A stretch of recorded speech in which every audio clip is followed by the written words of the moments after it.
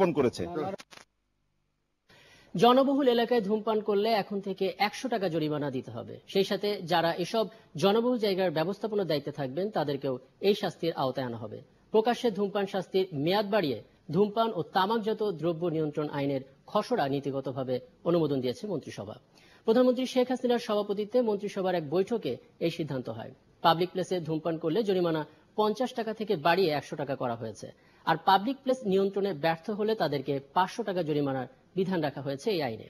একই সাথে যারা ধূমপান সংক্রান্ত বিজ্ঞাপন প্রচার করবে তাদেরকে 1 লাখ টাকা জরিমানা সহ 3 মাসের কারাদণ্ডের বিধানও রাখা হয়েছে। বৈঠক শেষে মন্ত্রী পরিষদ সচিব মোশাররফ হোসেন ভূঁইয়া সাংবাদিকদের এসব কথা জানান। মন্ত্রিসভার বৈঠকে সংশ্লিষ্ট মন্ত্রী, প্রতিমন্ত্রী এবং অন্যান্য মন্ত্রীরা ছাড়াও যোগ দেন অর্থ উপদেষ্টা মশিউর রহমান।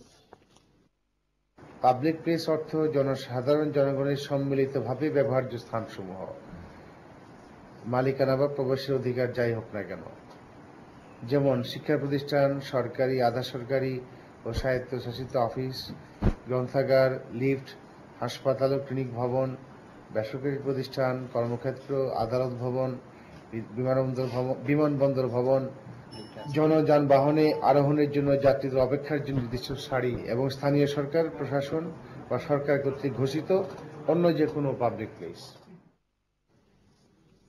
এই ছিল এখনকার সংবাদ। সর্বশেষে শুনতে চাই